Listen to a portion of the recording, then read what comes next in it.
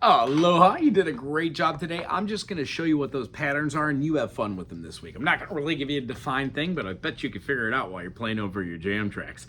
If you go to a backing track and that backing track is called a 4-chord progression in the key of G, most likely it's going to be G major, A minor, B minor, C. Or if it's just G major to C major, E minor, D major. Those are just 4 chords out of the key of G major. So the concept is, what do you do? Diddly, diddly, diddly, over the top of that. This is what you do. We've talked about playing a C major, C, D, E, F, G, A, B, C, C, D, E, F, G, A, B, C, 1, 2, 3, 4, 5, 6, 7, 1. Those are 3 examples on how to play the same scale, starting with a different finger. This last one is the closest thing to what we're actually experiencing through this harmonic major and minor progression pattern recognition. However, this is what I kind of use to explain everything to all my intermediate to advanced students. The spider exercises have prepared you to play minor seconds. Understanding what a scale is, no matter where that scale lies, allows you to see them as being a part of a group of 7 notes. Traditionally, tetrachords were placed over each other. That led to having like notes, omitting one, turning into different intervals. That's how we get our Western era, do, re, mi, fa, sol, la, ti, do, whole step, half step, whole step, whole step, whole step, half step.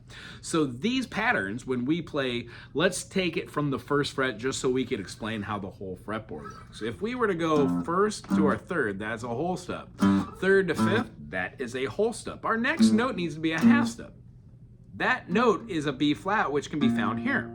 So when we do that same pattern on the E string and A string, that is the beginning of seeing, oh, these 2 strings do the same note pattern.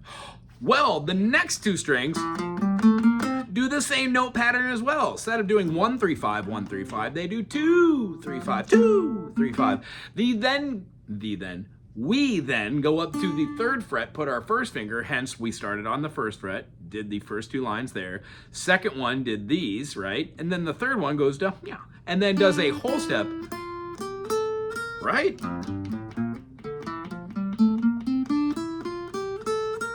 It only leaves you about right there. However, every single note that we did would have the right fingerings. You'd be playing on the right movements, and all the notes would actually correlate with your Ionian mode. No matter where you go on that lowest E string, let's say we go to the B flat at the 6th fret.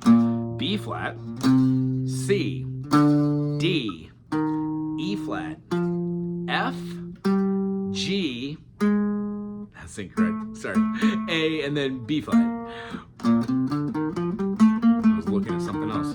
Can't think 5 things at once. So that is our scale exercise. Here's the thing, don't be so linear. You don't have to always go 1, 2, 3, 4, 5. Try going like 1, 7, 4, 6, 5, 2, 3, 1.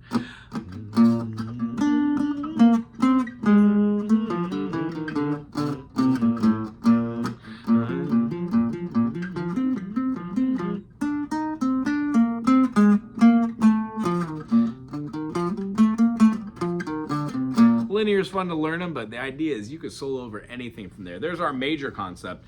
The point is, when we do something like a 1, 3, 5, 1, 3, 5, 2, 3, 5, 2, 3, 5, what would happen if we did 1, 2, 3, 1, 2, flat 3, right? And then do our whole scale.